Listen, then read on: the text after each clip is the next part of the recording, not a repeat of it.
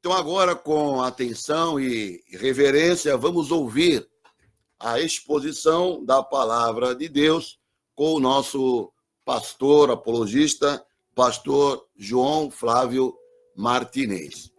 Então, amados, nós comentamos ontem um pouco sobre suicídio. Quero lembrá-los que no congresso o pastor Elias Soares vai falar sobre suicídio, daí a palestra dele sobre suicídio.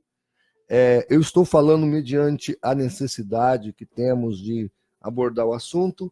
Enquanto falávamos ontem, uma matéria era publicada no site do ufuxicogospel.com.br, aonde a matéria, o título da chamada do artigo é o seguinte: pastor se joga do quarto andar do prédio após suposta traição da esposa. Isso aconteceu no dia 1º. Ontem, enquanto tratávamos do assunto aqui, mais um pastor se matava. Lembra que eu falei que muitos dos suicídios, eles acontecem por vingança? Esse pastor, então, a mulher foi embora, o traiu, e ele, num ato de vingança, vai, pula do quarto andar e se mata.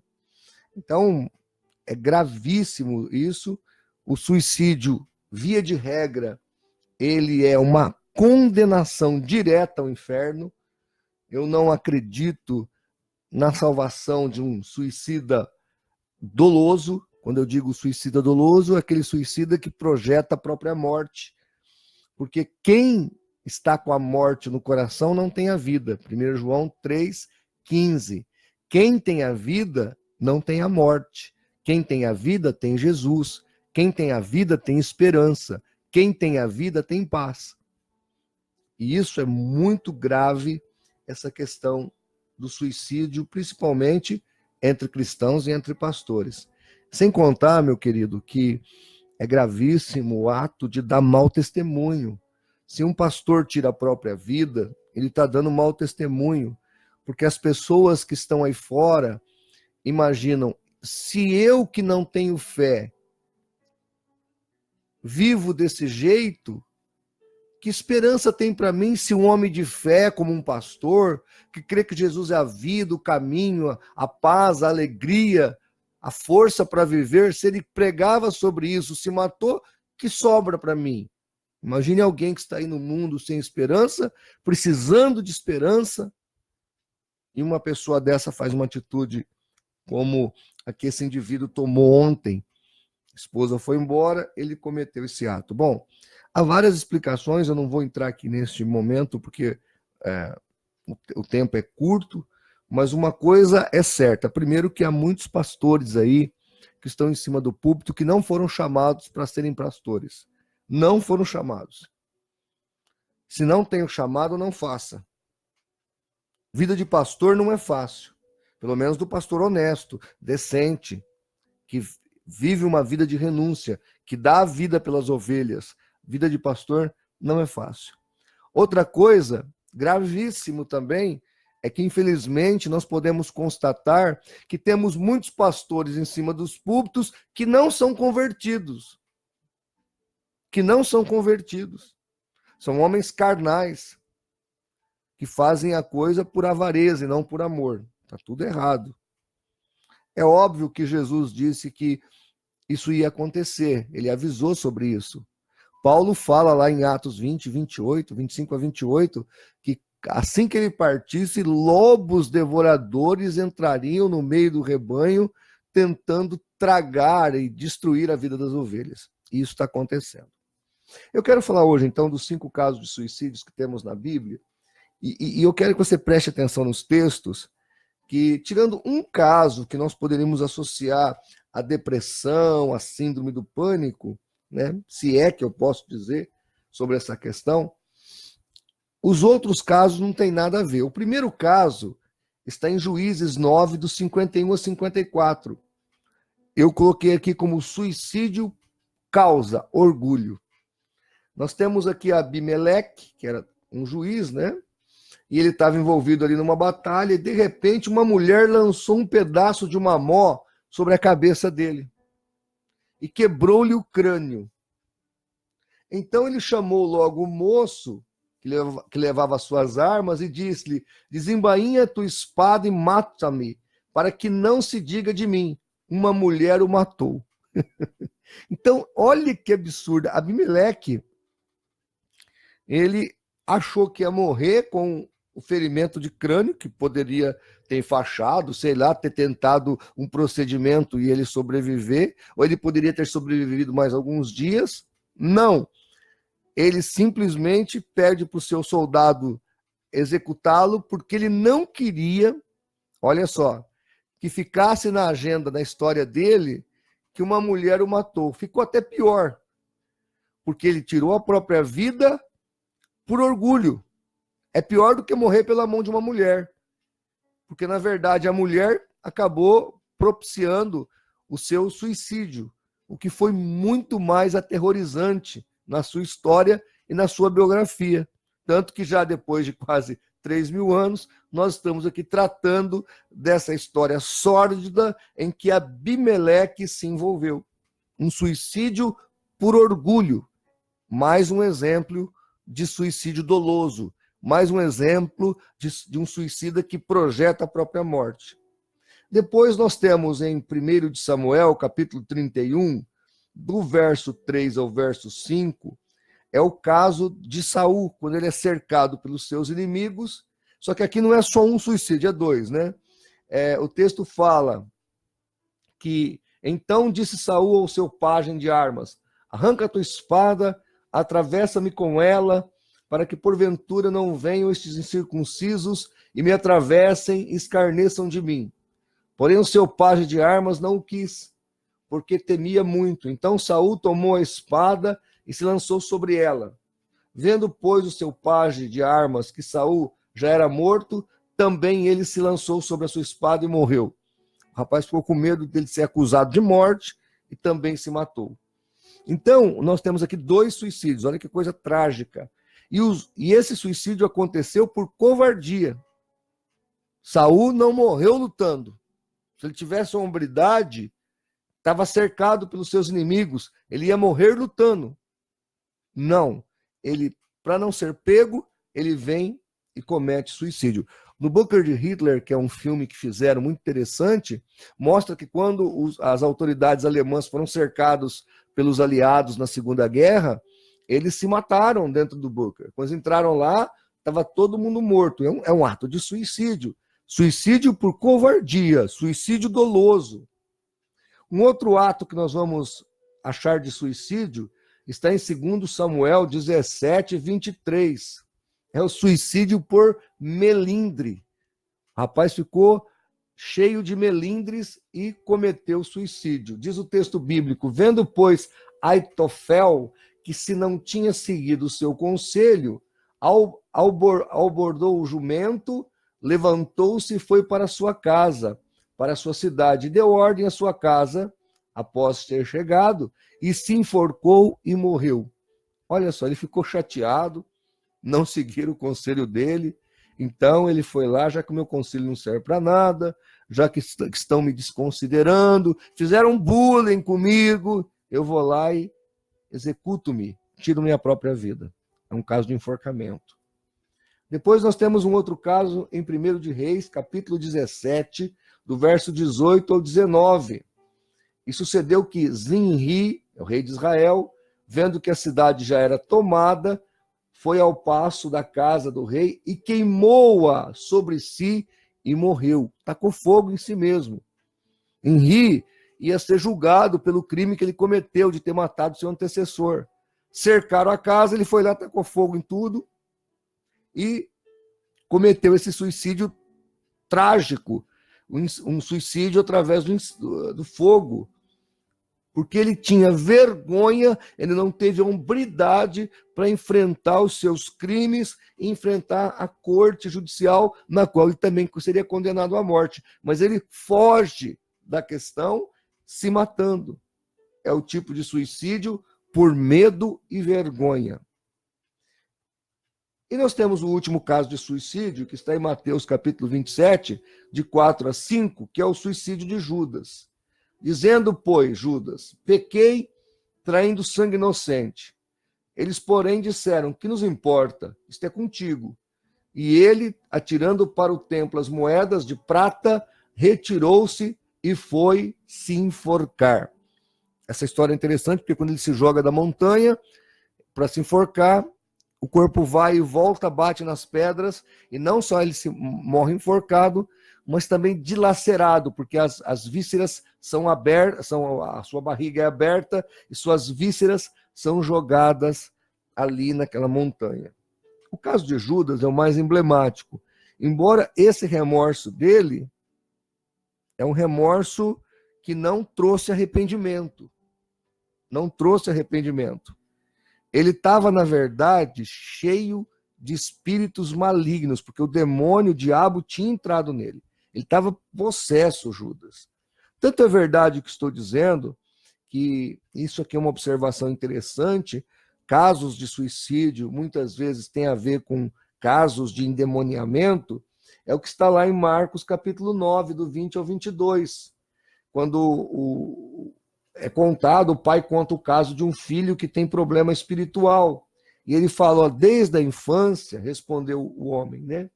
E muitas vezes o espírito tem lançado no fogo, na água para o matar. Mas se podes, faça alguma coisa, tem compaixão de nós. Então aqui é um demônio que é expulso desse menino, e esse demônio, ele queria o quê? Ele queria matar o rapaz. Ele operava para que perturbava esse jovem, para que ele intentasse contra a própria vida. Porque o suicídio, queridos, desagrada a Deus, é coisa realmente das trevas, é coisa do mal. Agora, entendam, nós lemos aqui, então, 5 casos de suicídio, sendo que 6 se suicidaram. Todos esses casos foram dolosos. Eles quiseram se matar, eles projetaram as suas mortes e eles cometeram esse ato, esse intento contra a própria vida. Claro, eu não duvido que todos eles foram fomentados pelos espíritos imundos. Nós sabemos o caso de Saul, por exemplo, que ele tinha tanto problema com o demônio que ele pedia para o Davi tocar a sua harpa, tocar lá o seu instrumento para espantar o espírito imundo que perturbava a sua mente. O que eu quero falar para você nesta manhã e o que eu quero deixar aqui de mensagem para você nesta manhã. Se qualquer pensamento de suicídio passar pela sua cabeça, ore a Deus. Procure ajuda espiritual, procure a igreja. Se você está depressivo, com síndrome do pânico, procure ajuda médica. Não deixe-se rolar a esse ponto, deitar-se a essa circunstância. Não deixe sua vida ser ceifada pelas trevas do suicídio. Acorde nesta manhã em nome de Jesus. Enfrente este problema, porque Deus será contigo. Não há esperança para aquele que se mata conscientemente. Não há esperança para aqueles que intentam contra a própria vida. E como eu disse ontem, eu repito hoje, quem chega a esse nível já está no caminho contrário da fé, da esperança e da graça. Então, meu querido, trate-se, cuide-se, não permita que o suicídio ceife sua vida. Agora, não é pecado, viu, pastor Miranda, a pessoa ter desejo de partir e estar com Cristo, de morrer para estar com Cristo. Isso é bíblico. Paulo falou, o viver é Cristo e o morrer é lucro. Filipenses capítulo 1, do 21 ao 24, 23, ele fala isso. Ele preferia morrer, partir e estar com Cristo. Agora, esse desejo não é um desejo egoísta. Ele quer morrer para estar com Cristo. Ele quer dar a sua vida em prol de Cristo, não se matar, não tirar a própria vida, é diferente. Quando eu passei os meus momentos de depressão e até de síndrome do pânico, eu achava que eu ia morrer, mas nunca em meu coração eu queria tirar minha própria vida. Por quê? Porque a minha vida não me pertence mais. A minha vida, a nossa vida, quando aceitamos Jesus Cristo, ela pertence a Deus. Uma outra coisa importante de observar, e eu termino com isso, muitas vezes a pessoa que se mata, ela não pensa. Ela pensa no peso da corda, ela pensa no calibre da arma, se vai matá-lo ou não, ela pensa na dosagem do veneno, ela escreve uma carta, só que ela não pensa nos filhos. Essa pessoa não pensa no cônjuge. Essa pessoa não pensa nos amigos. Porque quem se suicida não mata só a si mesmo, mata uma família. Mata uma família. A família que tem um suicida passa por um trauma que é inesquecível, que vai manchar aquela família para o resto da sua existência. Imagine vocês, o pastor que se matou agora nos Estados Unidos, ele tinha 2 filhos pequenos. Essas crianças vão ser marcadas para o resto da vida do pai que se matou. Isso vai persegui-los, vai assombrá-los por toda a sua existência. Eles e os seus filhos depois, os netos desse pastor suicida. Então, gente, eu repito, o nosso caminho e a nossa vitória está em Cristo, porque Jesus é o príncipe da vida, e onde Jesus está, a vida e a esperança. Então eu quero orar com você, se você se encontra em algum momento aí de depressão, de angústia, né? Vamos tratar disso, vamos orar. Se você se encontra aí com síndrome do pânico, não se desespere, há solução. Eu disse, e quem quiser eu tenho o PDF para te ceder. Tem um livro que me ajudou muito, viu, pastor Miranda, chamado Ansiedade, do Dr. Augusto Cury. Quem quiser comprar o livro, você compra em qualquer banca de jornal. Um livro muito bacana, é um livro técnico de um psiquiatra, né? Que o Dr. Cury é psiquiatra, também é cristão. E o Dr. Cury fala nesse livro algumas ideias, alguns projetos que você pode pôr em prática na sua vida para fazer higiene mental. Higiene mental é importante. Tem um pastor amigo meu lá em São José do Rio Preto, que ele está pastoreando a mesma igreja há 35 anos.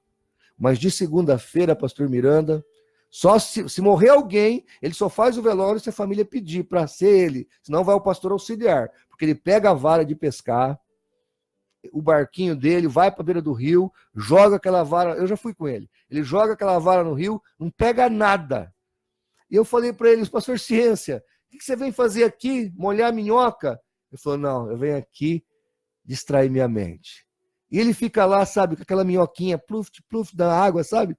Pega peixe nenhum. Tanto que tem que passar na peixaria para comprar peixe, senão ninguém come peixe na pescaria. E ele fica lá, mas aquilo para ele é o escape dele. Você vê, ele está 35 anos na mesma igreja.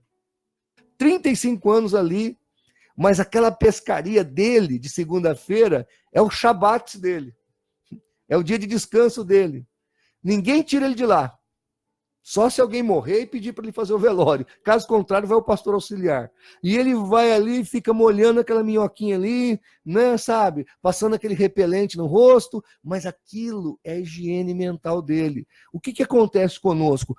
O Dr. Cury fala isso. A gente passa a vida inteira sem fazer higiene mental. Vocês que moram aqui em Santos, muitos nem sabem que tem um mar aqui do lado. Sabia, pastor? Tem um mar aqui, pastor? Você sabia, pastor Miranda? Tem um mar aqui. Gente, senta na frente daquele mar, uma horinha do dia, pode ser até de noite, num dia de lua cheia, fica olhando para o mar e adorando a Deus. Isso, contando as ondas, pode ser. Fica ali contando as ondas. Obrigado, Deus, por esse mar tão lindo, por essa brisa maravilhosa. Pega uma água de coco, custa R$3, R$5 uma água de coco. Senta ali, fica olhando para o mar. Não precisa nem gastar dinheiro no shopping. Fica olhando para aquele mar e orando a Deus. Meia hora por semana. Você vai ver que a sua mente vai, sabe, desestressar. Desligar um pouco da internet, da notícia, do jornal, do trabalho, dos filhos, da esposa, da casa. Vai lá dar aquela higienizada no cérebro. Depois você vai ser uma outra pessoa. Outra coisa, eu lembro que um pastor amigo meu falou assim, só tem 2 tipos de problema. O problema é que dá para resolver. Você vai lá e resolve. E o problema é que não dá para resolver. Esse é o melhor problema. Eu falei, por que o problema que não dá para resolver é o melhor? Ele falou, porque não dá para resolver, então eu deixo para lá mesmo. O que eu vou fazer? Não dá para resolver. É o problema que não tem solução. Então, entrego na mão de Deus e esqueço. Né? Se você começar a colocar na sua mente todas as coisas, você vai ficar doido, não vai resolver o problema, a situação vai ficar pior e não vai ter vitória para você. Então, meu querido, esse livro Ansiedade, se você quiser, entre em contato comigo, tá? O meu WhatsApp é 17 98817 8448. Entre em contato comigo, eu mando para você o livro Ansiedade, o PDF. Se você quiser, passa na banca de jornal, compra, leia o livro. É um livro escrito por um psiquiatra cristão. Deus vai te ajudar muito com isso, tá bom? Chega perto do rádio, chega perto aí da internet, você que está aí no Facebook, no computador. Vamos orar agora. Senhor, nosso Deus e Pai, nós te agradecemos nesta manhã pelo privilégio de podermos compartilhar a tua palavra. E a tua palavra, ela mostra, Senhor, as coisas para que nós aprendamos. Esses 5 casos de suicídio que nós vimos na tua palavra, são suicídios que foram para vergonha, para derrota, para perdição, para condenação ao inferno. Não houve nenhuma beleza nesses suicídios. Não houve glamorização do suicida. Não, Deus, a tua palavra não faz isso. Os teólogos e teóricos hoje glamorizam o suicida, mas a tua palavra diz que é para vergonha, que é para derrota. Então, Senhor, em nome de Jesus, eu oro por este amado ouvinte, por esta pessoa que está ouvindo a nossa oração, se está passando algum pensamento desse na sua mente, no seu coração, que haja libertação dessa pessoa. E que ele possa, Pai querido, ter a vida que é Cristo Jesus dentro do coração e focar em esperança e paz. Nós oramos em nome de Jesus, para a tua glória. Amém.